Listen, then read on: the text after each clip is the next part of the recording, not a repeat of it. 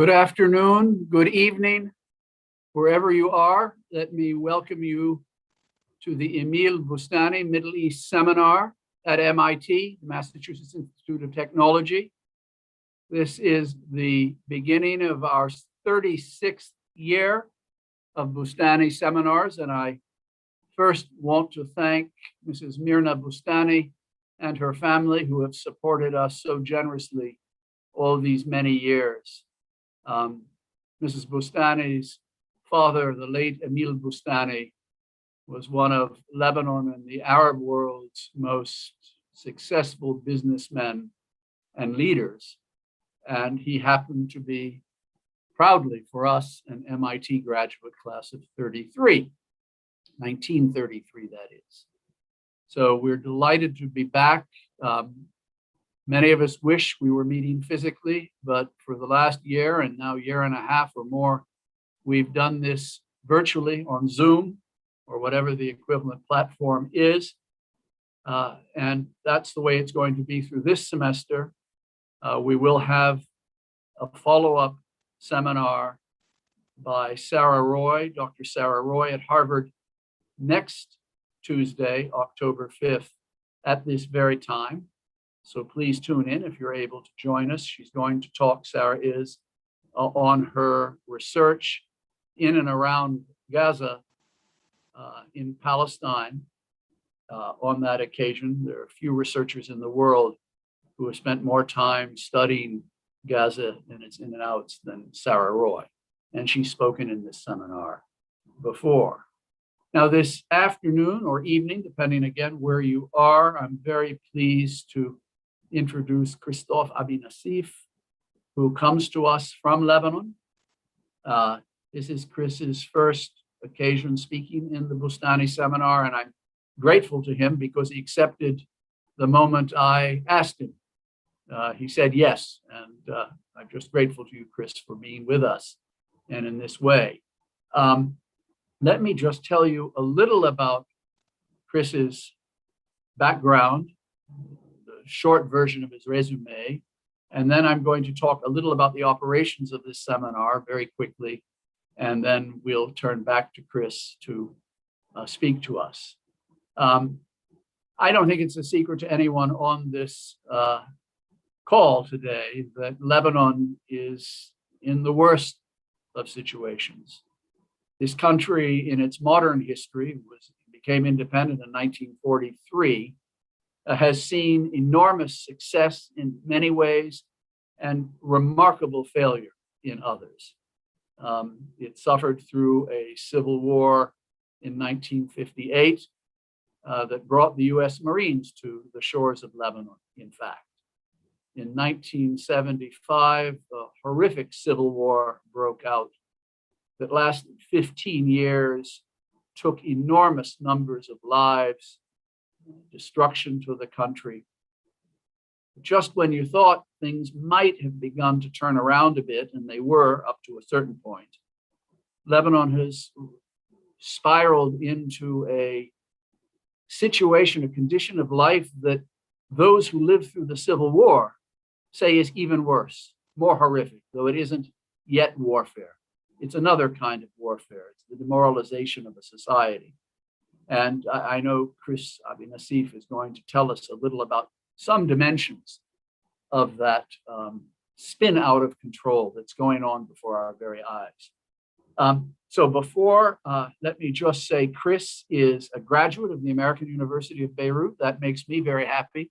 It's a university I know intimately, and was an excellent student there. And then he went off, eventually he went off to study at Wharton, where he got his MBA, and he is doing a joint degree and just finishing up at the Kennedy School. It's a joint Wharton Harvard Kennedy School public administration degree. So that's wonderful. His professional experience, currently he's at the Middle East Institute in Washington, and he's the founding Lebanon program director at the MEI. And the MEI does a lot of programming around the Middle East, as you know, and Lebanon in particular. He's been a consultant for the World Bank, and he has worked for several years after graduating from college in strategy at what is called Strategy, formerly Booz and Company, the Middle East version of Booz Allen. So he's had various different kinds of experiences. He writes about Lebanon in a variety of forms and ways, and about other parts of the world that he knows so intimately.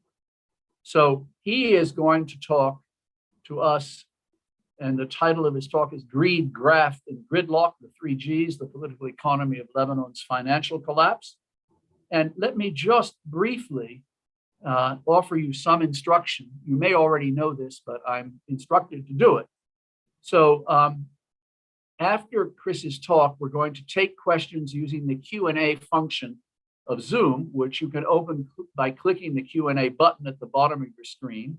Feel free to add questions during the talk and afterward. And you can also like questions, that's like in quotes, from others that you would like to hear answered. Questions will be answered after Chris, as I said, concludes his talk. If at any point during the talk you require technical assistance, please use the chat function to let our producer and technical assistant know, and they will do their best to try to help you. Please mute your audio and turn off your video during the talk. And Chris is going to speak, I'm guessing, Chris, maybe about 40 minutes or so, but it's really not much more than that. And then we'll turn to the Q&A section of this seminar. What I really regret is we're not able to host a dinner in your honor, which has been our tradition for 34 of these 36 years, but we hope to get back to it. Okay, Chris Abi-Nassif, please, it's your show. Thank you. Thank you. Thank you so much, Philip. Thanks for the kind words. And obviously, thank you so much for the invitation. It's both a pleasure and an honor to be part of this seminar series. It's been around for longer than I have been around, which is just to kind of signal the testimony effectively of how powerful and how impactful it is to be highlighting a lot of these Middle Eastern dilemmas, issues, problems, opportunities, call them whatever you may, but in this particular case, highlighting what's happening in Lebanon, which over the past 2 years has, as you rightly so mentioned at the beginning of the chat, been going through transformational challenges effectively. So thank you again, Philip, for the invitation. And then thank you for the Bustani family effectively for creating such spaces. I was telling my friend about this talk yesterday, and I was reminiscing to him about how as a kid, effectively, my uncle used to take me to the Bustani festival, to the performing arts festival there. And I remember, mingling with people as just a teenager, and remember at one point sitting next to Ghassan Twaini, and he was kind enough to entertain a conversation with me, and I remember that very vividly. So thanks again for creating these spaces and for the opportunity to discuss Lebanon. What I suggest we do in the next 35 or so minutes that we have together is, and it's sometimes challenging to kind of bring everyone on the same page, because obviously some people here in the room are experts on Lebanon, and I've learned a lot from some of these names themselves and read them, but also very lucky to have people who might be less familiar with the Lebanese case and what's been happening in Lebanon more recently, but also throughout the history. So what I will try, and what this is my suggestion to do in the coming 35 minutes, is hopefully provide a framework or provide some of these main ideas, effectively, be it in politics, but more particularly in political economy, that would help us better understand the buildup that has led us here, but more particularly why we are here and what the next phase might be, by reflecting on not only the past 2 years, but also really decades that have built up to this very moment in Lebanese history, and that will very likely shape what the next decades would look like in Lebanon, and for the Lebanese people and Lebanese residents, just broadly speaking. So thanks again for being here, and very look forward to the Q&A near the end to discuss, but also hear your thoughts on some of these things we'll be discussing. So Philip did mention at the beginning, and that was really one of the motivations that led me to effectively think through these 3 Gs, which I think very well summarize the state of affairs, the history of the state of affairs, but also where Lebanon stands today.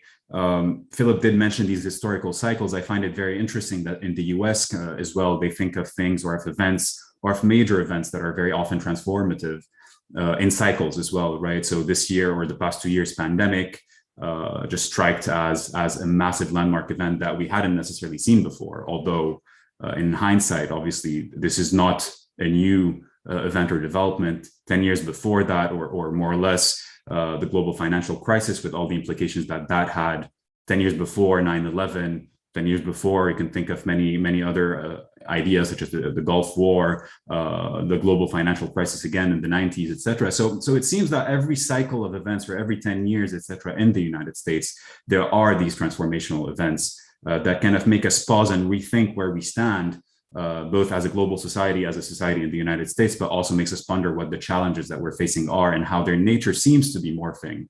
Although these shocks are not new per se and have been consistent over decades before. And in the case of Lebanon particularly, and this is, again, the motivation for why we're here, and this is where this entire talk is rooted, is that for the first time in decades, we are in a situation today where when we look ahead and we think of the future generations, so the 4 and the 5-year-olds that are in Lebanon right now, today, we're looking at a situation where the future prospects and the quality of life and the quality and the caliber and the number of opportunities that will be provided to them are not necessarily of the same type that were provided to people of my generation. And that makes me think about the cycles that the generation of my grandparents, for example, went through, when people reminisce about the 50s and the 60s and the early 70s of this country.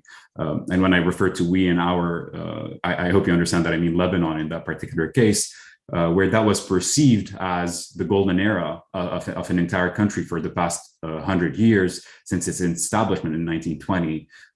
Followed by that was the Civil War of 75, my parents' generation, which very often, whether people recognize it or not, has been scarred by the impact that things such as sectarianism, violence, foreign interference, etc., has played in the collective psyche and the collective memory of an entire population.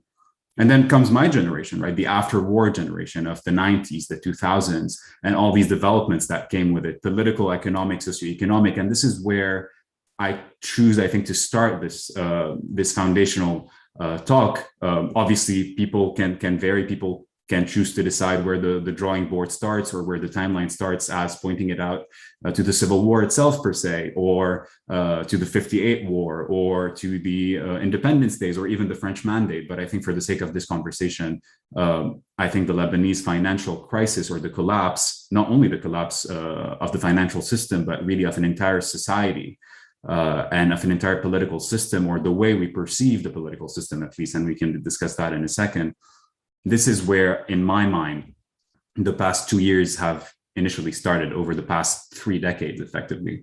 This has garnered a lot of attention, obviously, sometimes for the wrong reasons, and increasingly for the wrong reasons, where Lebanon is no longer perceived in the eyes of observers, both domestically and internationally, as a solid partner, per se, or as an interesting case for its potential, but rather for the complications that may arise from further complications in the Lebanese case and a total collapse. So people are starting to pay attention to Lebanon, and have been for a few years now, from this negative perception in terms of if Lebanon collapses, then this is what we need to deal with, as opposed to if Lebanon thrives, then this is where the opportunity lies. And this tells us a lot of things, I think, about the status of the world, or in that particular case of the country that we live in and that we have to deal with.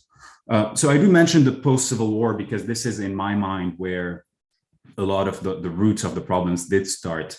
Obviously, 15 years of civil war, and ended effectively in 1991 by a general amnesty law that effectively warlords themselves decided to grant themselves to effectively end this war and start building the blocks of what may come next.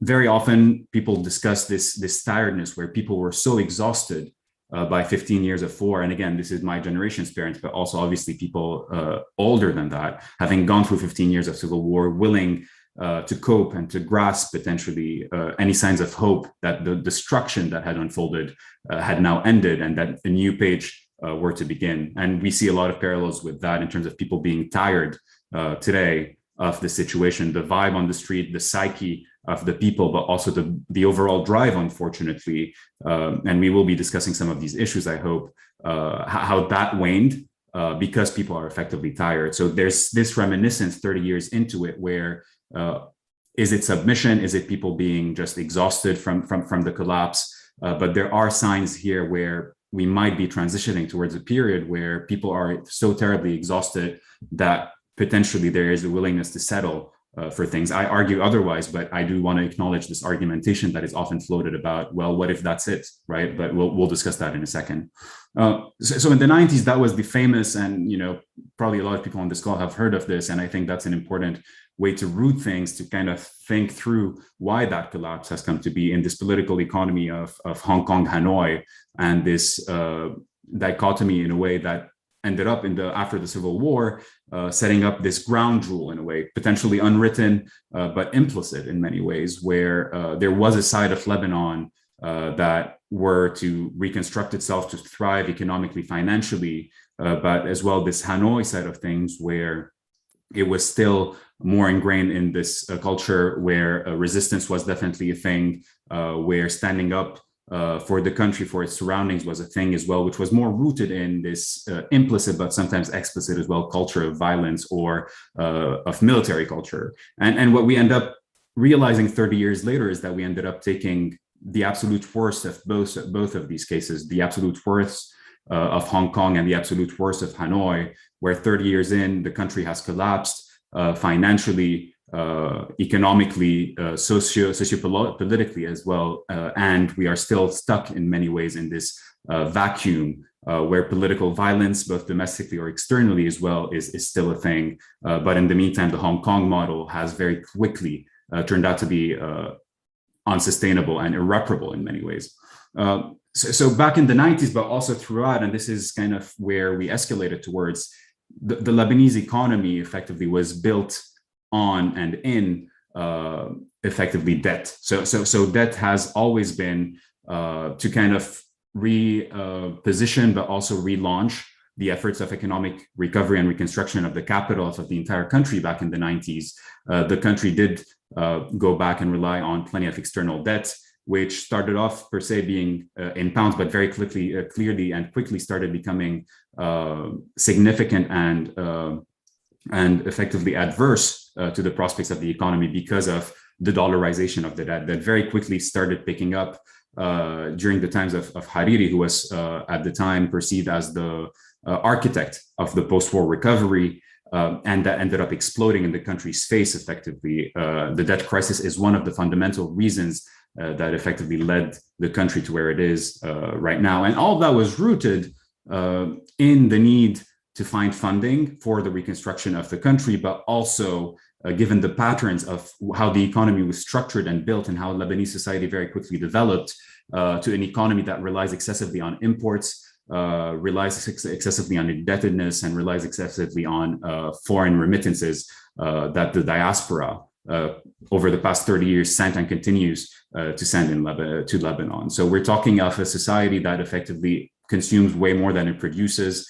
Reports numbers vary based on what you include in these numbers, but effectively it's a ratio of 1 to 5 or 1 to 6 more or less when you compare exports to imports. So obviously that is a drain and will require a lot of foreign currency in addition to these consumption patterns, obviously the part of the debt that very quickly no longer became a debt principle, but also a debt principle and repayment problem because of how quickly effectively the debt ballooned, and the interest payment had to also keep up with that. And at every single time, in the 2000s, particularly when the system was about to collapse, when very suddenly debt sustainability proved to not be there anymore, right? To not be able to hold anymore. This is when a lot of foreign injections and foreign support came to help, be it with the Paris 1, Paris 2, Paris 3 agreements at the time that ended up in a way reshoring this model that was fundamentally flawed in that it relied on foreign support, on foreign remittances, on external funding that was not being kept up with domestically by improving production, et cetera. And we'll discuss that in a second as well. And one of the main issues, and we could also, I'd love to talk about this, but potentially in the Q&A part, about the role of the West of France part per se, et cetera, in potentially revamping the system throughout the 2000s. Some would argue even over the French initiative of last year, but there was in a way this morphine shot that kind of kept the system going and that kept happening without any conditionality of reform. Reform was discussed, but was never implemented. And this is still one of the fundamental issues and reasons that Lebanon suffers from today, is this lack of willingness and this incapacity to actually implement reforms that are much needed structurally for the economy to bounce, be it on the financial front, on the monetary front, and on the structural economic sectors that Lebanon actually has, or in this particular case, failed to develop over 30 years. Add to that, along this kind of indebtedness and consumption patterns, obviously this notion of weak governance in the public sector. One thing that I think is very often under discussed is the notion of procurement, how the state as an entity makes procurement decisions, and how over the years cronyism has effectively really inhibited the functioning of how the government works, operates. The big contractors are all very closely associated with politicians. All the decisions to allocate contracts in a supposedly state that is governed by central audit rules that were obviously not stringent enough and not implemented, but also this overall notion that allowed politicians and public contractors that are very often in bed together, and where every sectarian political party or politician has their own policy in a way of contractors that kind of divided this piece of cake and divided this cheese among themselves, and that eventually ended up leading to way more overspending in the public sector in its capacity as a provider and as an employer for a third, more or less, again, no clear numbers there, but for a third, more or less, estimated employment of the overall employment in the sector, which is massive by many standards, even for the developing world. So procurement laws, but also this oversized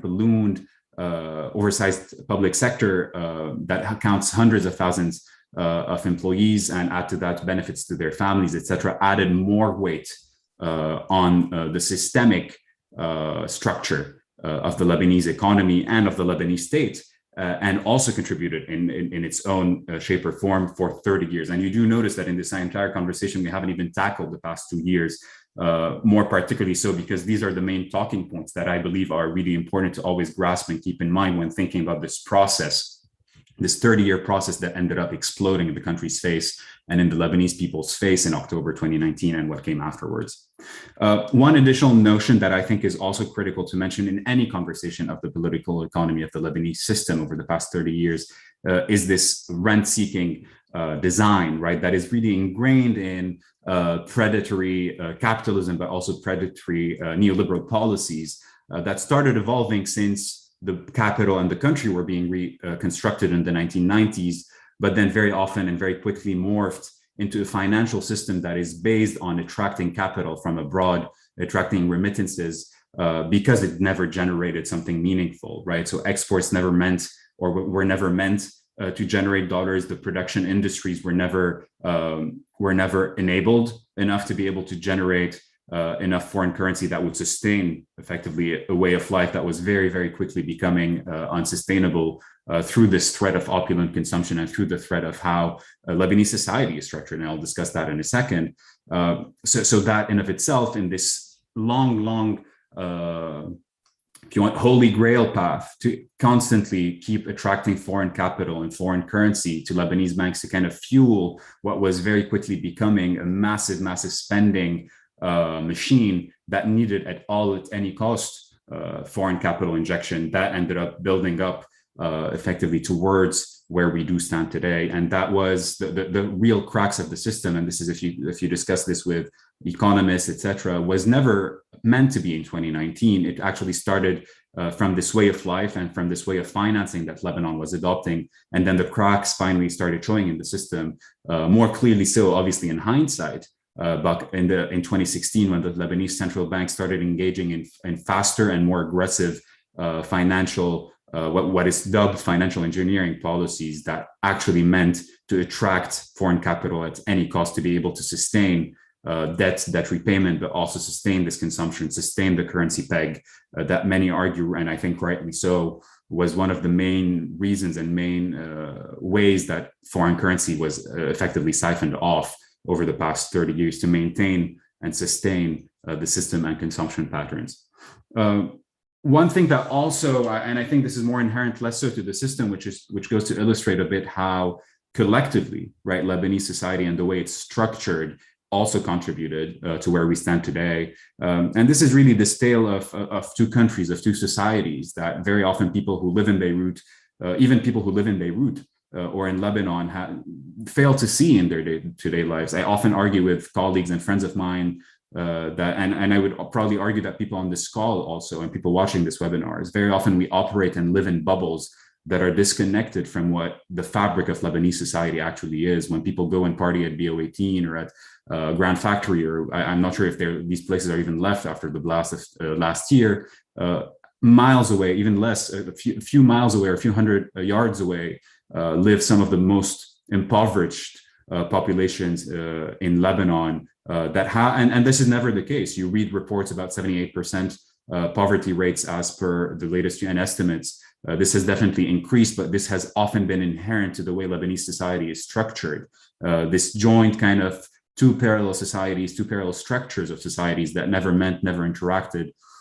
And this in of itself was rooted in these massive discrepancies in income and wealth inequality that a Lebanese scholar that I really admire, her name is Lydia Aswad, documents very well, talking about income inequality, wealth inequality, and how the accumulation of capital and of wealth ended up really creating these distortions in Lebanese society. And this is really, I think, under talked about in the current capacity, not only what the politicians have or haven't failed to do over the years, but also how us as a society have evolved and morphed, and how we have decided to blindside some things at the expense of participating in this massive drive where everyone effectively participated, this drive towards not only consumption, but this way of life that very often we got used to, that I grew up being used to, and that people of my generation grew up getting used to, without really recognizing that this was effectively rooted in overspending and in a way rooted in something that was no longer sustainable. And this is the reality, right? The harshness of reality strikes suddenly and continues to strike over the past 2 years. So just a few numbers which I find fascinating in terms of wealth distribution. So 10% of the population, as what documents, own nearly 70% of the country's wealth. 1% of the population owns nearly half of the country's wealth.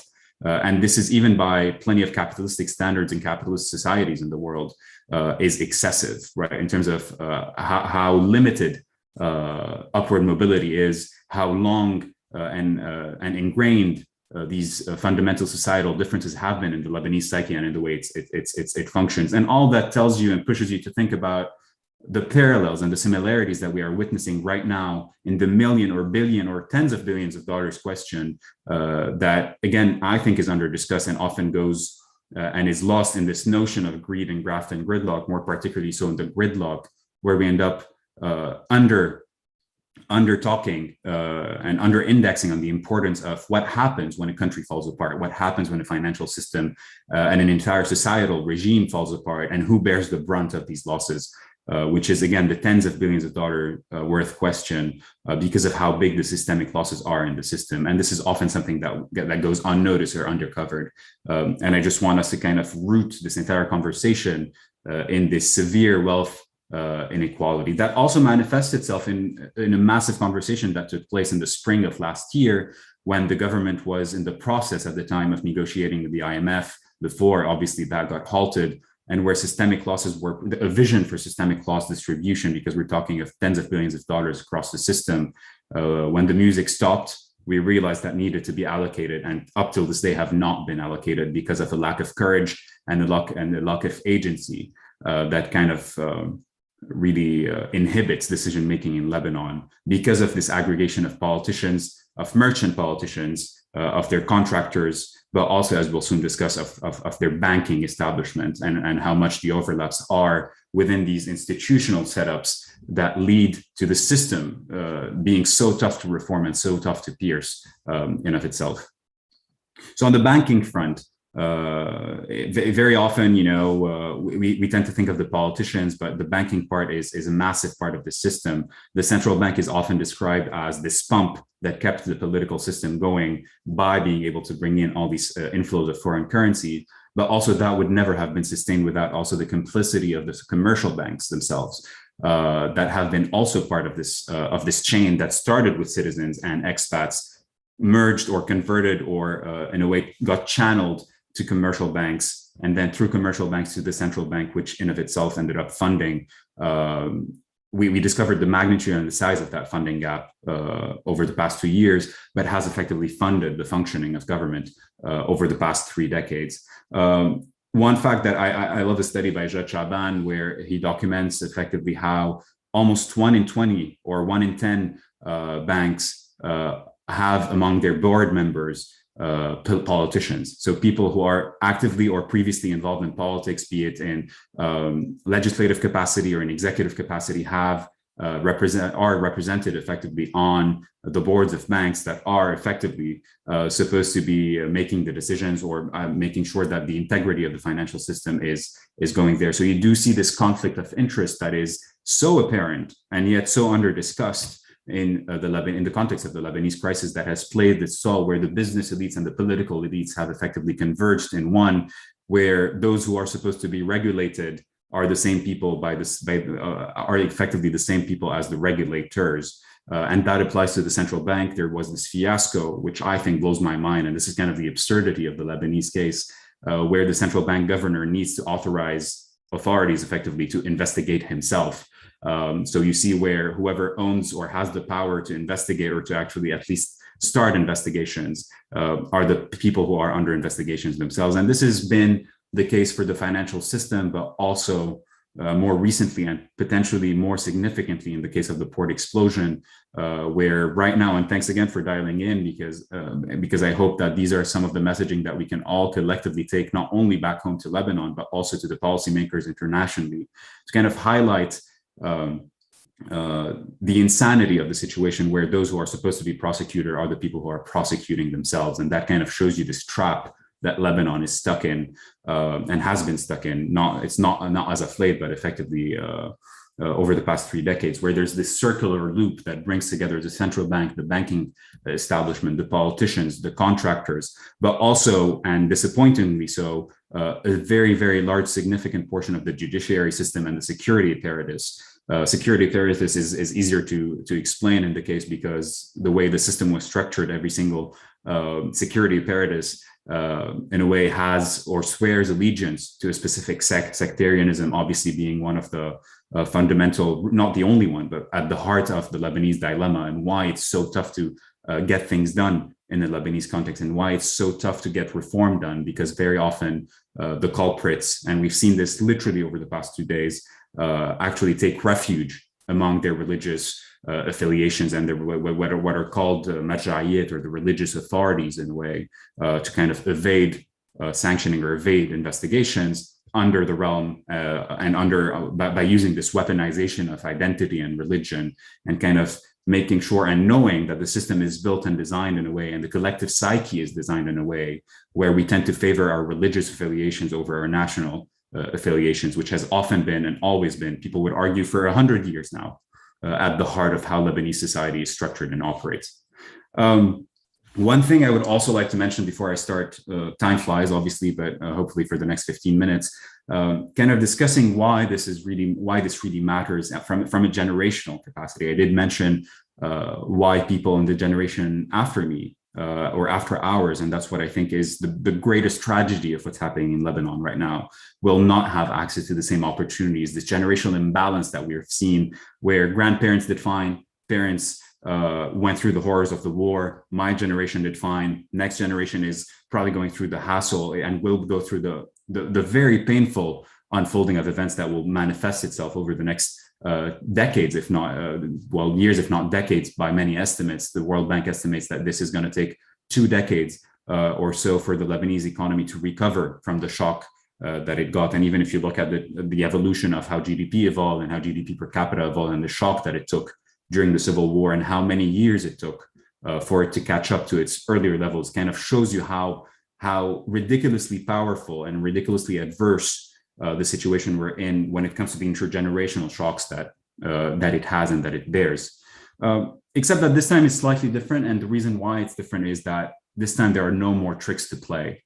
The Lebanese political establishment has no more tricks to play. It has time to buy, but no more tricks to play, in that they are cornered by the sheer reality of where the financial system is. The pump that kept pumping and that kept the system ashore is now broken. It simply has not the capacity, or even the hidden capacity, that we once thought it had to actually keep propelling the system going forward. And that is the banking, be it commercial or central, going forward. But at the same time, so the establishment has no longer these tools, right? Even the strength it had by public hiring and the size of the public sector, that is no longer sustainable, for a big part because Lebanon no longer has the resources to pay. The Lebanese currency has lost so much of its value that it's no longer sustainable, even by printing so much money, right? Which this government under Miati actually alluded they would be doing to kind of shore up and bump up the salaries of public sector employees. That's broken. There is need right now, and I think there's no more escaping that fact and that realization that reforms need to take place And although reforms are the antithesis of the political establishment, and the reason why avoiding them has kept it ashore that long, that no longer holds. Money simply has no longer there. The financial system is broken.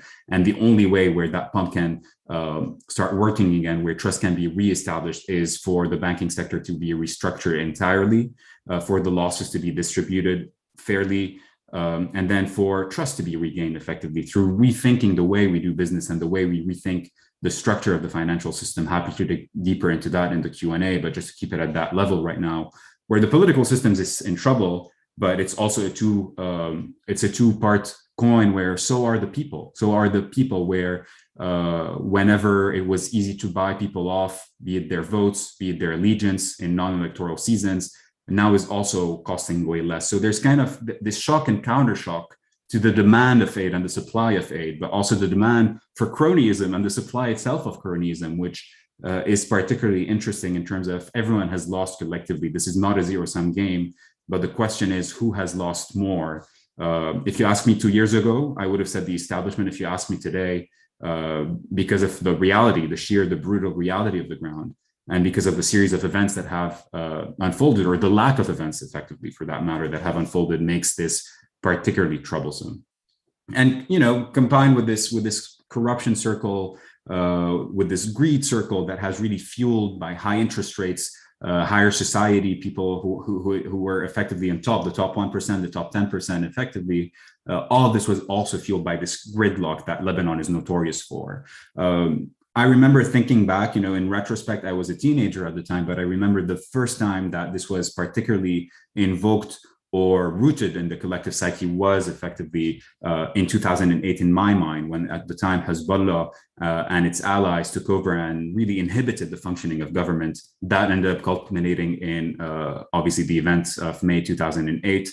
And that, in my mind, was not only the time when the Lebanese state fell, where Lebanese sovereignty fell into the grip of Hezbollah, if I were to pick a date, but also this was the time where we realized, and political parties themselves realized, that gridlock is actually a very good strategic tool in their toolkit to be able to sustain the status quo. And ever since this has happened, the gridlock on the investigation of the port, the gridlock on formation of government, which saw the light 2 weeks ago, but which was the longest stint of the country with absolutely no government, and then coupled with this notion of, I think, fascinating, this notion of empowered capability, right? And the lack of empowered capability in Lebanese government. Very often we debate, I think wrongly so, this notion of technocrats versus political capabilities, etc. Lebanon does not lack technical capabilities. If anything, it's exporting some of these capabilities. What actually lacks is the empowerment that is associated with these capabilities. And this is something that the current political establishment will never allow in the context of the financial collapse, because it knows deep inside that, again, reforms are the antithesis of the essence and the existence of this political class that had effectively led it.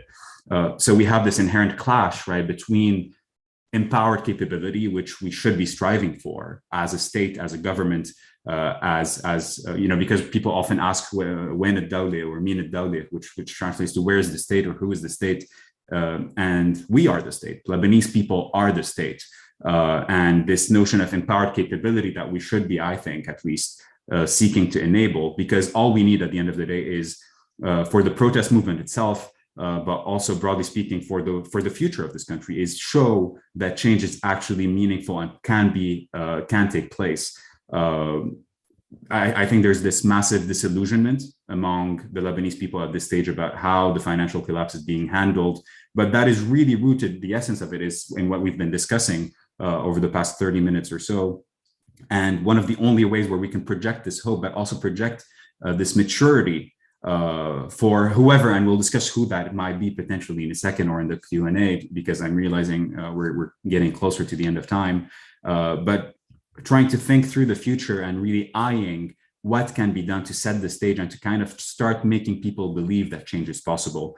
Tweeting about change being possible is one thing, but actually giving people the hope, the credibility, and the sustainability that change can actually take place. That's what we're lacking. And that's what collectively I hope we can be thinking about on this panel, but also broadly speaking. And then for the last kind of part, I would like to start, because it shouldn't only be rooted obviously in the past. If I were to leave with two main ideas here, one is the importance of keeping our eyes on the ball when it comes to the way the system is structured politically, economically. There's a lot of talk on elections, which are obviously incredibly important. A lot of talk on point reforms, such as the electricity sector, the procurement effort, all of these incredibly important. But let us not remove our eyes off the ball, which is what the political establishment, I think, tries day and night to push, which is how are we going to think about the next phase? How are we going to think about the distribution of these systemic losses? Because this will have generational implications on how we think about Lebanese society and what we pride ourselves to be, this as Lebanon being a beacon of hope and of enlightenment back in the 50s and 60s, at least in the region. What we pride ourselves with the human capital that this country has exposed. All of this is falling into pieces, and the way we think about how and who we shield with public policy and who we shield with these decisions that need a lot of courage, political capital, but also courage, which many would argue on this call lacks the establishment, and I would agree with that. So that would push us to thinking about what comes next, right? Is it really about reforms, or is it more that this system that we live in is actually dead? It's obsolete. It no longer works. Many people argue so. I argue so as well. How can this change? How will the status quo move forward? I think everyone's in trouble right now, not only the people, but the political establishment itself. And then when we think ahead, right, in terms of, well, this is stuck. We've talked about these 15-year cycles where sometimes it ended with war, sometimes it ended with this gridlock, both politically, but also back in 2005-6 with this massive drive towards actually suppressing opposition. How will this morph going forward? I argue, and I joined a lot of civil society to argue that really the only way forward is civil state. How do we think about enacting a civil state where it's not about who you are and which religion you belong to, and how we think of a society of ourselves as more than tribal and feudal lords dominating this lay of land or dominating these communities, and more so to build affinity towards an entity that many people would argue is an experiment that has failed politically and socially. I argue there is still some strength and some hope there to revive it, but only through the lens of a civil state, which many of the fearless, I think, political organizers and political activists on the ground who bear, I think, much more weight than the things that sometimes we try to talk about and highlight in these circles. Important nonetheless, obviously, but this is what really civil society and the alternative political parties have been driving. There's a lot of talk on, a federal republic potentially being the one way, because a lot of circles think that this experiment has failed, that this experiment is no longer sustainable, and that this tribal, religious, or communal way of looking at things actually dominates this national narrative. Very often this is heard in Christian right circles. I'm happy to also discuss that, but this is to try to exhaust kind of the options that are there. This is being discussed, this is being addressed, and is worthy of thinking about it, if not for the system itself, but at least for the characteristics of the system that could help us in a way unclog this eternal cycle that we're stuck in of greed, of graft, and of gridlock. And then the final kind of point that I would love to end with is this framework that I referenced, not only in the case of thinking about Lebanon, but in the case of thinking about just holistically the way things work around us. And it's this concept that, or this framework that an economist developed in 1970. His name was Albert Hirschman, in his pretty influential book, Exit, Voice, and Loyalty, which kind of gives not only society, but businesses, etc., this notion that we face three options very often. When you're dissatisfied with the status quo, when you're dissatisfied with how things work, one is often faced with three options: either exiting that system, which Lebanon has very often seen by people either losing interest in politics, broadly speaking, or physically, voluntarily or involuntarily having to emigrate away of the country. And this has been the strategy of the establishment for decades now, not only to be able to refund through remittances the way the system is structured, but also trying to kind of purge and get rid of dissidents and get rid of opposition voices that are growing, I think, still by the hour to the way that the country is run. So exit is one way we have to face, or one option that Lebanon currently faces, or the Lebanese population currently faces, or voice itself, which is voicing these grievances, voicing these concerns. And this can take place through writing petitions and tweeting about it, which is sometimes what sometimes people can only do, but also voicing that opposition in what I love to call, or what is really dubbed as these daily acts of resistance to the system, the way we organize, the way we care about each other as a community and as a society, the way we ingrain political awareness and mobilization into our minds, because what took 3 decades to break down cannot be rebuilt in a few months and in a few years. So this is really a longer term game that, again, because of the sheer brutality of the moment that collectively we live in, we need to recognize that this is not a game and a fight that we're going to wage over a year or 2 years. This is effectively a fight that Lebanese have to fight and to voice over years, if not decades to come. And then very often, there's this seesaw that Hirschman talks about and that I find fascinating between the voicing grievances and kind of taking to the streets and making or having these calls and having these conversations versus exiting the system and the game entirely, where the establishment wants to push in favor of that exit, where opposition parties and opposition groups and really day-to-day citizens want to push in against that. So to voice that and this notion of loyalty that comes to kind of we were thinking in terms of 3Gs here, where gridlock ends up putting in place and cementing the graft and the gridlock, the graft and the graft and the greed part of things. Here also we're facing this exit and this voice, but also this loyalty component, where are we going to be able to reinforce loyalty to this nation state, Lebanon, which many argue does not exist, and I understand why people argue that, or the loyalty of to the establishment through this power or this kind of trade-off that I mentioned earlier about everyone's losing ground, everyone's losing power. So it depends on who ends up kind of tweaking and playing that loyalty card better. Can we bring people to be towards loyalty to the nation and to this idea of a civil Lebanese state? Or is it going to be that the political establishment reinforces loyalty? And this has been the trend, to be very, again, blunt realism over the past 2 years, by sheer virtue of people losing hope or people just losing the capability to keep up with the troubles of everyday life, kind of switching or making that seesaw go towards exit, where people get disengaged in politics. And it's our collective, and this is what people sometimes, and I'll end on this note as well, there's this notion, right, of they or of civil society itself being active. We often speak of it as third person, but I suspect that many people on this call are civil society themselves, whether they're Lebanese or they're not Lebanese. And it's in these small groups, it's in these small focus groups, but also spaces in Lebanon and abroad, that we can organize and exchange ideas and try to build what will come next, because this is a game that is far from over. People could argue that, in this fight and the way the political economy of the system is structured and the intricacies of a system that has built itself over 30 years will take a lot to unfold. The optimistic person in myself and the hopeful person in myself likes to think that they're less powerful than we think they are. Collectively as a system, there's the notion of Hezbollah, which this lecture obviously, or this talk, is not about, which warrants more focus, and we could discuss briefly that in a second.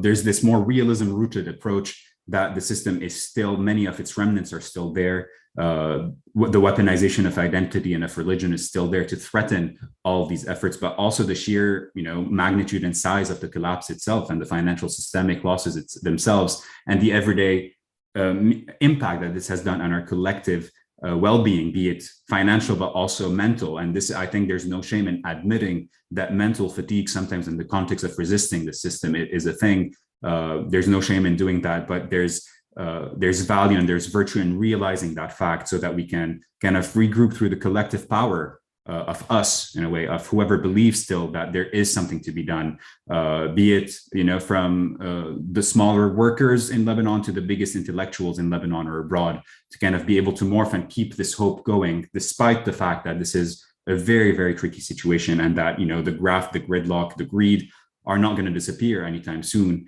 But there is something that is lurking in the background, that is mobilizing, plenty of ebbs and flows. But in that case, there's always hope. It's grounded in reality and grounded in knowing that the system is solid and is still there. But it's also not just grounded in this exit component. That exit cannot be a strategy the same way that hope cannot be a strategy. But that needs to be rooted in community organization, in keeping these conversations going internationally and domestically to kind of spread this messaging and at the end of the day, really not enlighten, right? Because I hate that word per se, but really spread the word and try to educate people around us on what's happening. That's the point of this webinar per se, hopefully for non-Lebanese or people who are less familiar with the Lebanese case, but also for us Lebanese. I think there's this massive dilemma of public service where some of the most impressive people I know, experts, etc., young, old, are on the sideline. So it's a question of, and myself, a lot of us are guilty of this potentially on this call. But maybe it's time for everyone to have some skin in the game to potentially engage politically more actively on the ground. Analysis is great, but potentially there's this need of tackling the system heads on, and the system is not going to collapse through the power of tweets or through the power of webinars. It's going to collapse through the power of political organizing. And this is the last note I would end on. Thank you so much, Philip, for having me, and thank you for your time. Thank you so much, Chris. That was really interesting. You've touched on a lot. I can see a number of questions that have already been sent in. I have a couple too. I hope I'll get to that when my turn comes. But why don't I just go in order as they have come to me? And so let me start with the first one. I'm just a little, here we go. And it is from none other than Nadim Shahadi, who young friend, I'll call him, younger than I am. And he's spoken in this seminar on Lebanon in a different vein. And he says, thank you, Chris, for a very interesting talk. Your main point is about the imbalances in the economy, which I failed to see. Well over 70% of the public sector wage bill is for the army, internal security, and general security forces. In fact, the public sector in Lebanon is quite tiny if one also excludes the public education sector, which is an additional 17.5% of the public wage bill. How do you propose to cut that? Also, in an economy where services are over 80% of GDP, it is not accurate to cite the ratio of imports to exports in measuring the balance of payments. Isn't what broke the pump is basically a political crisis with the GCC countries rather than the public sector? You want to take a stab at that? Yeah, Please. absolutely. And thank you so much, Nadim, for raising this question. I'm obviously very familiar and follow your work. So thank you for all of the service and the analysis you've put out there over years and decades. I'm sure it's influenced and helped a lot of people kind of grasp and grapple with the day-to-day life of Lebanon. I think there's a couple of aspects you do tackle here, right? So when I was saying the public sector wage, effectively, what I was talking about was all of the above, right? So thinking about the education space, the public health space, it's worth definitely clarifying the difference, right? Obviously, between someone who works in tax collection in the MOF and then a general or an army, let's say general, in terms of the caliber and the quality of the work they do. But at the end of the day, these are on the payroll of the state, right? And then more better than many people about how inefficient that chunk of meat or that chunk of employment is across the board in terms of the efficiency lacks. In terms of how everything lacks in terms of, be it the digitization of the space itself, be it the know-how, and, the public sector has for decades served as a cronyist effectively mechanism for politicians to hire people within their inner circles, people in their extended inner circles as well. So I would argue that the public sector restructuring is at the heart of the way we perceive this. One, because of the public sector wage bill, which you could argue rightly so, I think, is diminishing because the central bank is just going on a rampage, printing money here and there. So sure, we can play catch up on that, and this could get diluted because we have the capacity of printing money to kind of meet that public sector wage bill. But at the same time, the size of the public sector and the role of the public sector itself needs to be re-envisioned and rethought. For cost purposes, but also for efficiency purposes, because remember that every single person you're not using in the public sector can be a productive asset to society, and be it in the private sector, in the nonprofit space, etc.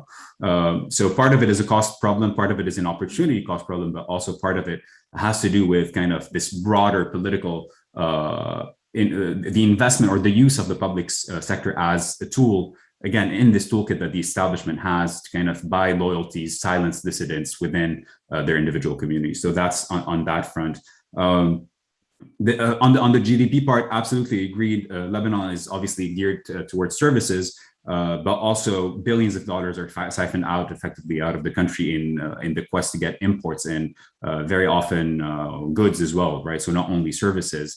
So you mentioned BOP, and obviously the trade balance is one component of the way we look at things. My point was on the consumption, on the opulent consumption part of things, and on how Lebanon has lost so much, right? Be it one in terms of foreign currency reserves, but also in this attempt to enable this consumption, among other things, of course, the stabilization of the peg, which I would be the first one to acknowledge that it has played a massive role in the quality of life that people of my generation have had over the 90s, the 2000s, the 2010s.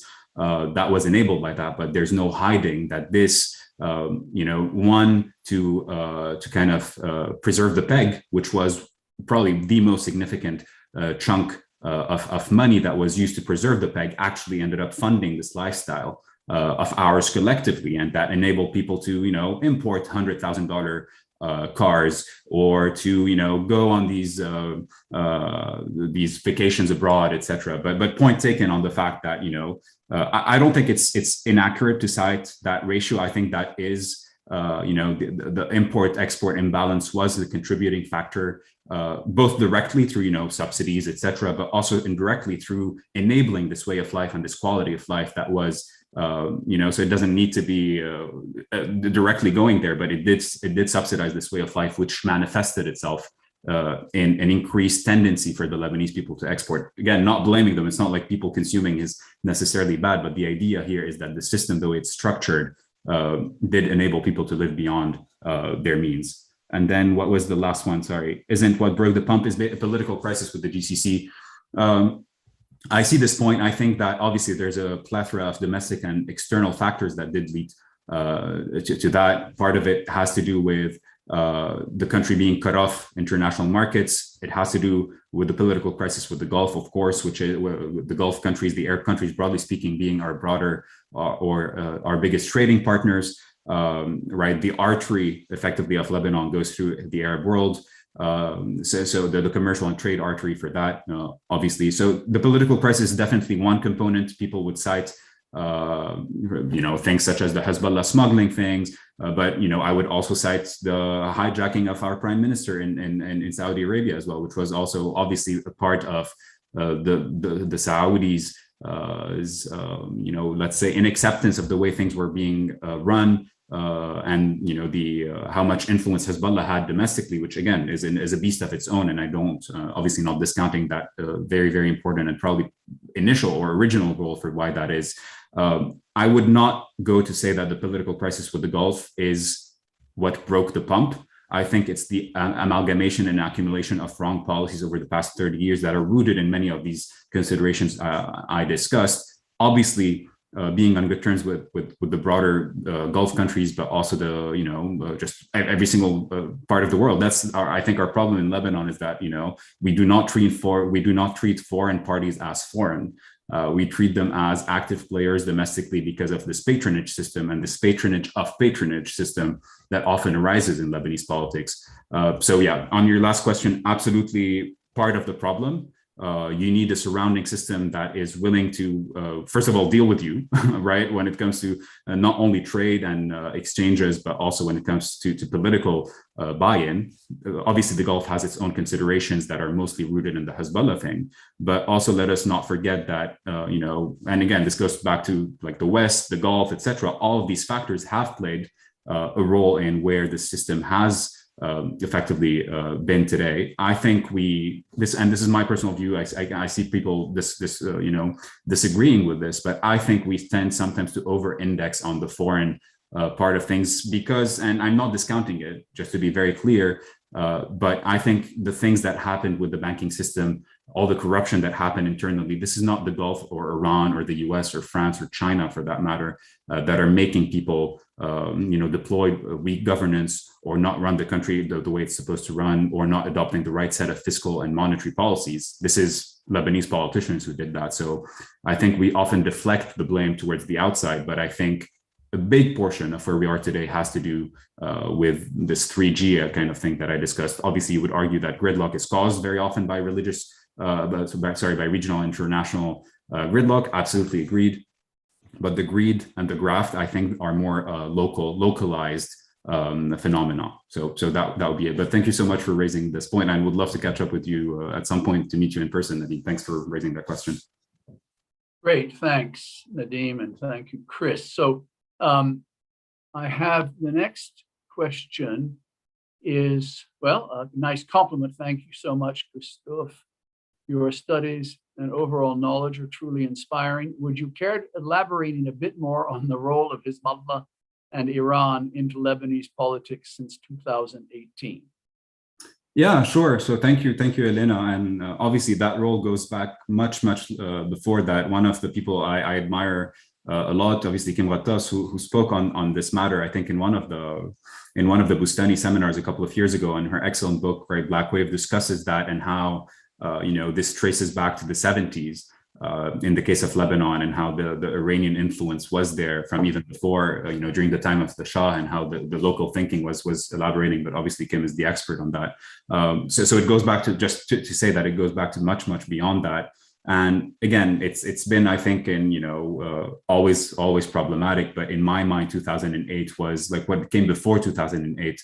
May 7th and what came after it, in my mind, is much under indexed and one of the main kind of pivots and turning points. First with the Christian cover that was given to Hezbollah with General Aoun's alliance, but also with what happened in May. That was, in my mind, the turning point. So again, a million things to talk about Hezbollah, but just to keep it brief, I would say a few points that I would make. One is that very often people overemphasize what Lebanese people, day-to-day Lebanese people, can do with regards to Hezbollah. I think that's point number one. I think a long time ago has the issue of Hezbollah transcended, our collective capabilities as a country to deal with this. It's I think a regional phenomena, international phenomenon, with all the smuggling networks, with the way the money laundering happens, etc. So first point is that the dominant role that it has played, at the very least in 2008, you would argue it was definitely influential before, but I think 2008 is when Hezbollah effectively took over big chunks of the Lebanese system, partially because of the military might it brought, partially because of the Iranian support it has, but also partially because of the cover that was given to it by Lebanese political actors. Again, I do mention the Christian cover, which I think with what happened with the Marim Khayal agreement was tremendous. In terms of providing Hezbollah the internal legitimacy it needed to kind of do and exert the pressures it has, and you have, for example, and just to kind of also touch upon the role that it plays, right? Not only Lebanese politics, but also broadly speaking, Lebanese society, etc. What Hezbollah does is a few things. Again, very simple and very like taking small chunks of the Hezbollah issue here, but it has reinforced this lack of reliance and this unnecessary reliance effectively on the state, where you don't need to rely on the state effectively if you are a Hezbollah sympathizer or partisan, where they have their own networks and their own chains of education, of healthcare, of foreign currency infusion. Recently, right, you might have followed this as well, the fuel crisis as well, where Iranian fuel gets channeled to Lebanon. So it's in these small things, right, where slowly but surely over the past years, and you would argue since 2019 per se, Hezbollah has managed to kind of contain and absorb and come across as, in many situations, as a savior, not only for the people in its own circles, but also broadly speaking in Lebanon. So one of, I think, the roles that both Hezbollah and very often, I don't want to say potato, but very often Hezbollah and Iran policies have a lot of. There are sometimes some distinctions, right? So I don't think Hezbollah is absolutely, manipulated by Iran or an Iranian puppet, as some people would tend to think, and I see why they would say it. I don't think it's like an entirely inhibited there. But what it has managed to do is delegitimize the state enough so that it shows that, its supporters, but also the broadly speaking people, that, the state is dysfunctional, it's weak, it's inefficient, it cannot cater to the needs of its citizens. But we as Hezbollah. So that's an important signal. And then the second one, just because I don't want to over talk about that particular angle, to also move to other factors, I think one of the most essential ones is the role it did play 10 days or 2 weeks into the October protest movement in 2019, when the protest movement took the entire establishment by surprise, including Hezbollah. It took by surprise the political parties that were there. I can 100% guarantee that these people in charge freaked out absolutely when what was happening and unfolding in the early days of the protest movement was happening. And then what Hezbollah did, crucially, I think, was prevent this entire system establishment, be it the political system, but also broadly speaking, the financial system itself from collapsing. And you know, you remember this very famous kind of like the index that the Secretary General often points, and that was one of the, I think, the instances where we were facing a transformational movement, a moment where a lot of people who are traditionally, you know, in the Hezbollah environment also wanted to take place and did take place in the protest movement. But then there was this kind of internal, where this is where the system very often consolidates. You know, you see them as enemies. I like to call them frenemies, you know, in public. But then whenever these vested interests are at stake, you have that party, Hezbollah, kind of protect this establishment the same way that and takes you back to Hong Kong, Hanoi coexisting together. But we did end up with the absolute worst of both cases. So I hope that touches slightly upon that, Elena. But thank you for raising that point. It's not this particular maybe talk is not about that, but obviously the elephant in the room, as people often say, with a small nuance that sometimes, you know, you have in circles saying that Lebanon equals Hezbollah. I think it's a naive and sometimes intellectually lazy to think, look at things that way, to kind of reduce an entire population to one party or one entity. I see the power that it has. I recognize it. I think it does dominate Lebanese politics.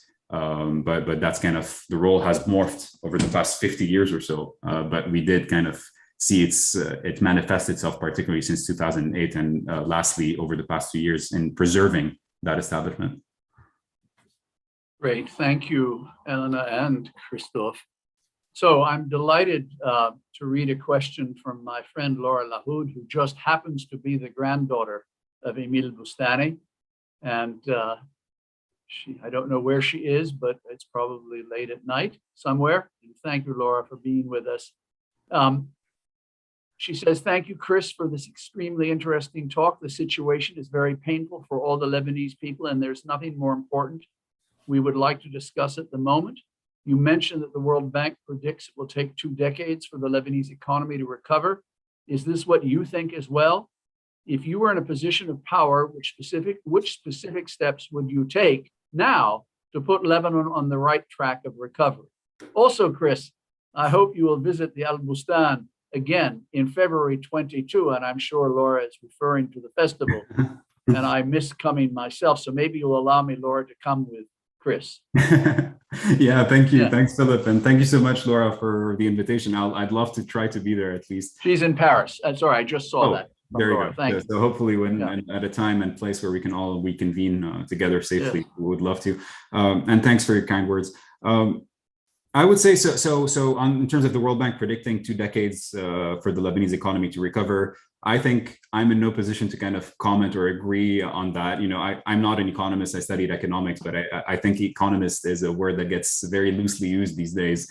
So I wouldn't comment on that. I would obviously trust the World Bank's assessment, the IMF's assessment when it comes to, you know, some of the best economists in the world working on that. But it's not out of lack of case studies, right? Lebanon is not the first country that goes through some of these deep kind of crises. Latin America is notorious. And, you know, often they are the case study in kind of financial crises and how long it took. And, you know, it ranges from a few years to multiple years around that 2-decade mark, actually. In the case of Lebanon, it might be so deep, and it all depends on a few factors that I'll discuss in the steps, I would say, that would influence that timeline. Obviously, Lebanese people are known, and, you know, they are positioned as being entrepreneurial, being driven, etc. But some things you just cannot, you cannot with a magic wand wave. So I wouldn't necessarily comment on whether or not it's definitely very, very rooted in what the policies are, both in the short and the longer term, how we deal with the debt crisis, how we distribute the losses, how do we think about restructuring the banking system, and I'll say a note on that in a second. But yeah, on that first question, I would stick maybe to what the World Bank is saying and take their word for that. Obviously, I don't think I'm in a position to kind of dispute that or not. But we do see, and historically, this data is available online in terms of like how much of a trough an economy, be it GDP per capita, and other metrics, how much they dip, and then you can see the recovery path and how long that often takes them to kind of grow further, right? When it comes to kind of growth, and people conduct growth diagnostics, et cetera, to identify where these factors play in. On the if I were in a position of power, which I'm not, by the way, people sometimes think that being in DC, like you have so much power. That's not the case. Usually it's just talking to people and trying to highlight some of these nuances that I've made maybe earlier today. But in terms of the steps, and I think there's a couple of things, some that are clearer and that honestly have been being talked about for 2 even more years now in terms of what needs to be done. What needs to be done on the technical front has been pretty clear since the crisis began. You may or may not agree with the government's plan from April of 2020. I see why some people don't agree with it, but that plan effectively laid the foundation for the key steps that need to be taken, at times painful, but right now ever more painful. I would say because of the lack of action, effectively that the country suffers from and has been suffering from for 2 years. So just to name a few, one, obviously, what do you do with this debt crisis? Lebanon defaulted on its debt in March of 2020. Among its creditors are both international and domestic creditors. So what do you do, and how do you rethink these negotiations with your creditor? Obviously, the money's not there, right? So you need to kind of renegotiate some sort of either a haircut on whatever bonds they own, or kind of renegotiate terms in terms of maturity, in terms of interest payments, etc. So that's often kind of highlighted as needing to restructure the debt and thinking about what to do with it. Because of these systemic losses that many, again, numbers vary because of how much, because of how opaque the Lebanese central bank and the broader accounts of the Lebanese government and central bank are. It's sometimes tough to know exactly what the numbers are and how they are. Very often they club billions of dollars under like other assets or other liabilities, and God knows what's included in these like other, hence the need for, by the way, my second point, for this forensic audit that people, I think we discuss, sometimes it goes, sometimes it comes back, etc. But that remains. And when people use the word forensic, it scares people. It's like, I don't know, a Sherlock Holmes investigation, which in many cases, in many ways it is. But it's, essentially, it's for us to know, for the Lebanese people to know, what is the state of their assets, of their liabilities, where do we stand today, who do we owe, what do we owe, and how much assets do we actually own, right? Because that remains unclear. People estimate, people make analyses, some of them are excellent, but it's still tough. And we should be, as a Lebanese citizen, you should be able to know how your government functions, what it funds, where its finance sources are from, what it owns, what it owes, etc. So an audit is important. We'll talk about, I don't want to talk about incriminating stuff because we see how these things evolve all the time. And then this is where you weaponize identity and religion, the way we talked about the port, etc. But kind of figuring out where the money is, how much gold do we have? Does the gold still exist even? We don't know. Last account took place in '96. So we don't know if the gold is still there. And if anything, you stop being surprised when you're Lebanese or when you follow Lebanon very closely. So I wouldn't be surprised if we don't know where the gold is, or if we don't know how much it is worth, or if it's even there. I don't want to speculate, but that's important to know. And then we need to rethink our, broadly speaking, our economic model in terms of what do you want to be as a society, right? Very often we talk about economy, and we should prioritize the ICT sector, or we should prioritize the entrepreneurial sector, etc. But we need to think fundamentally about what do we want to be, what do we want to look like as a society. And a very important question that will really shape what we look like and what we are, what we stand for, even, I would argue, as a society, is what happens to these losses. Just to illustrate, and I think that's important for people in the room to kind of know, roughly 19 months ago, when the original plan of the government was there was talk that the system or the government was going to shield depositors with $500,000 in their bank accounts and below, right? So the plan was, we're going to shield 98% of depositors. 98% of depositors are depositors with $500,000 or less money in their account, right? And this accounts for most, if not all of the middle class, obviously setting aside the fact that people might have 2 accounts, 3 accounts, etc., joint accounts, all of that. But the idea is that what was in place at the time would have shielded the middle, whatever was remaining at the time, from the middle class, which have historically been, the driving force behind Lebanon's economy, society, etc., be it abroad or domestically.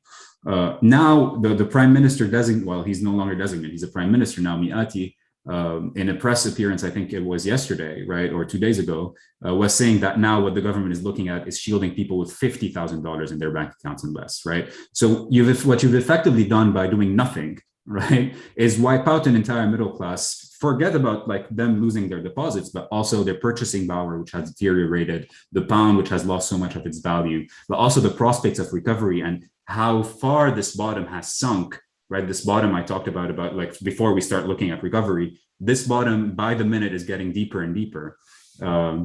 And so what do we do with these losses how do we allocate them, right? In a way where you don't just decimate entirely the banking sector, but at the same time, you don't give the banking sector carte blanche, which was, not the only culprit, but one of the participating culprit in why this entire system broke down on the political and the financial level, right? So loss allocation in a way that provides your society, that shields your society, because who is it that's going to rebuild this country and who's going to rethink the path to recovery? It's the middle class, it's the lower income class, it's the people, it's the citizens of this country, right? It's not the 200 or like a couple thousand elites who we will need, right? This is not a class divide talk, right? Obviously, you need everyone in society to contribute and play their own share, but it's a matter of what does social justice look like? Who are you going to shield and who are you going to prioritize in this path to recovery that I think is important. And that's one of the biggest decisions that has to take place.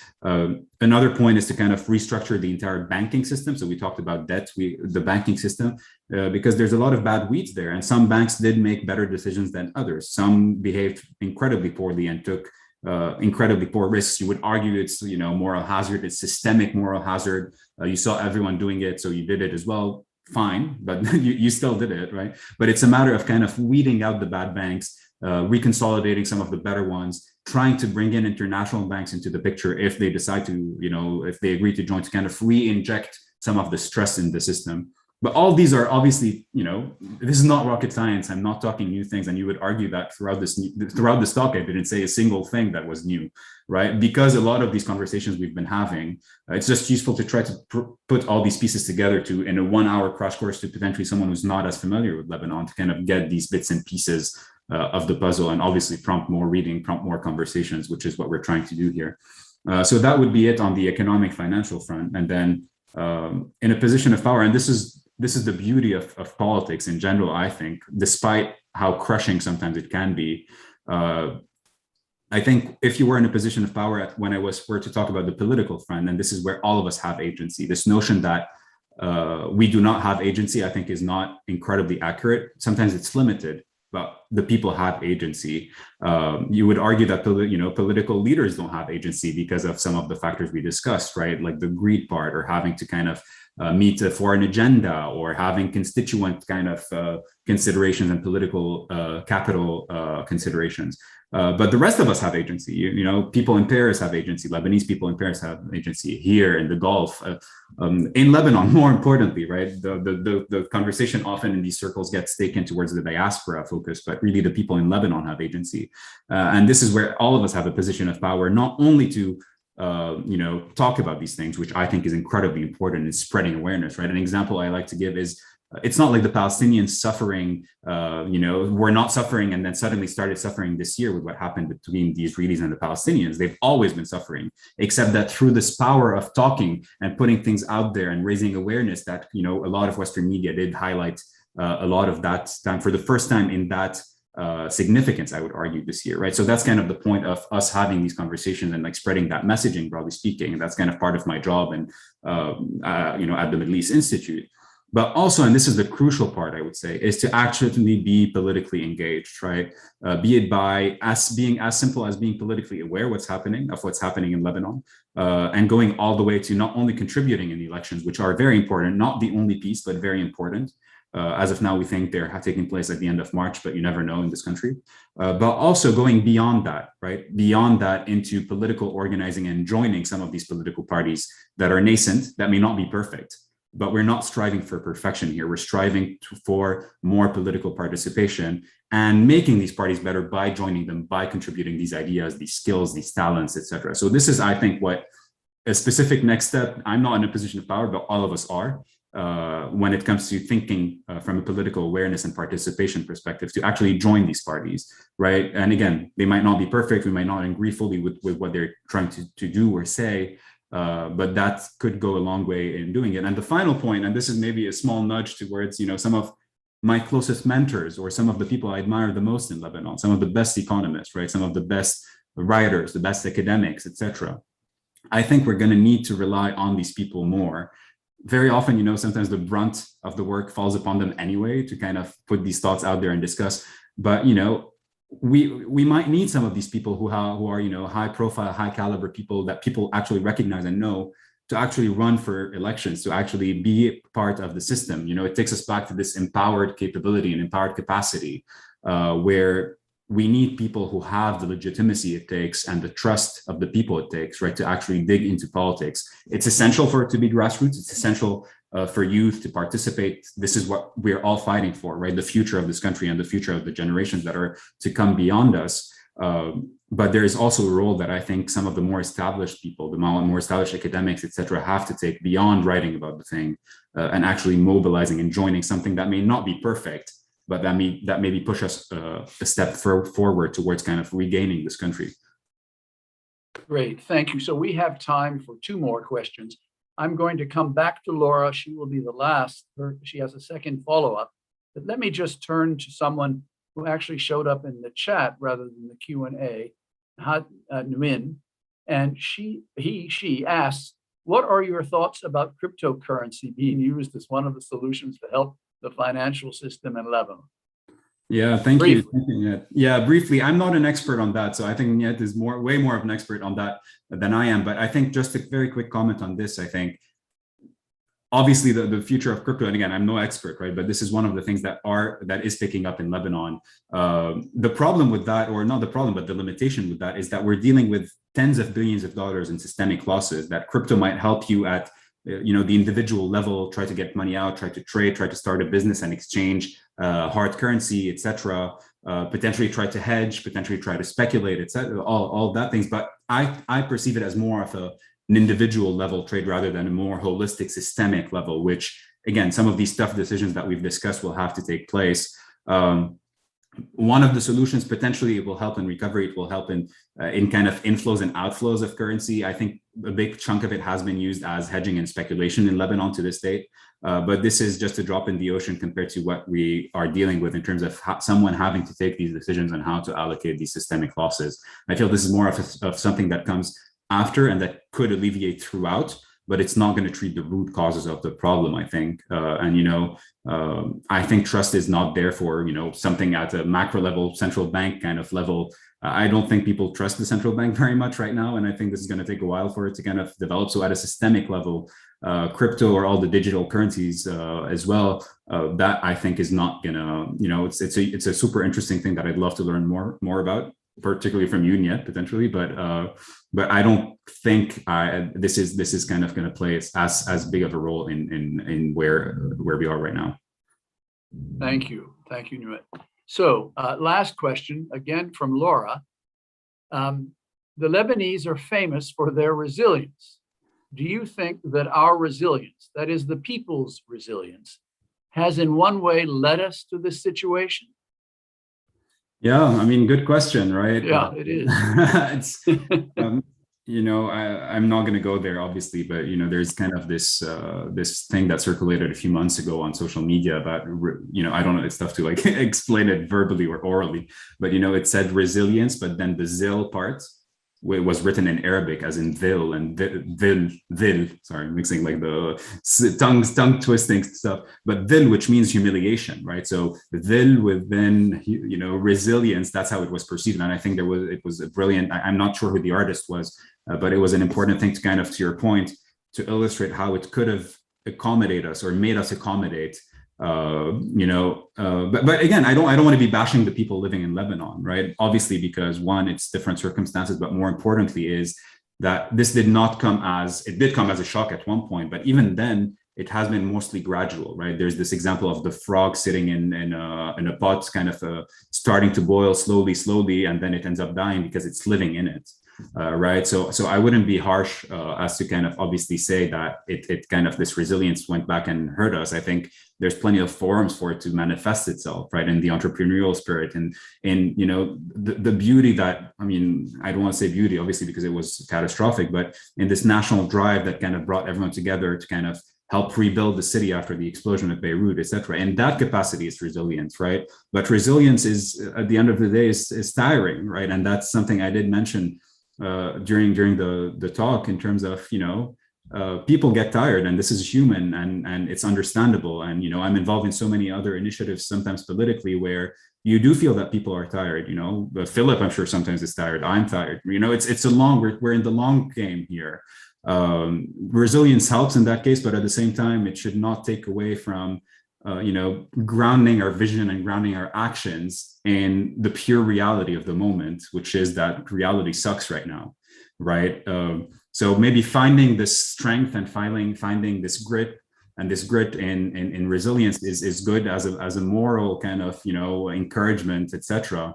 But not as far as to say that, you know, we're deluded by this resilience kind of adjective, or that often gets assigned or allocated or stuck on the Lebanese people's back, which I think is true, but that they are resilient. But again, everything has limits, I would say. So. Great, thank you. It's a great question too, and a very good answer. So, Chris, I just want to say, because I heard you mention, you know, your mentors, and you must have had some very good ones listening to you, I can imagine.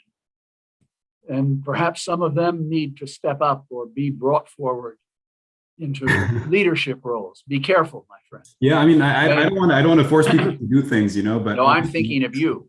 Sorry, because yeah. I just, in listening to you and your knowledge, your understanding of this situation, which is a catastrophic one, as you've described, maybe young folks like you will have a role. I sure hope so. The country needs folks like you. I hope so. Yeah. I'm sure Laura Lahoud will agree with me, and others on this call, Nadim. But look, thank you so much for joining us. We'll get you back somehow. I hope you'll come back to the. I'd love to. I'm around. Yeah. And terrific getting to know you. And I just want to thank our audience for participating, for such good questions, by the way. And to Dana Solomon, who organizes all this for me, and for us, grateful to Dana. And I hope we'll see some of you folks again next Tuesday at 4:30 when Sarah Roy comes back to speak to us about Gaza. Thank you so much, everyone. Have a lovely afternoon, evening. Thank you so much. Take care.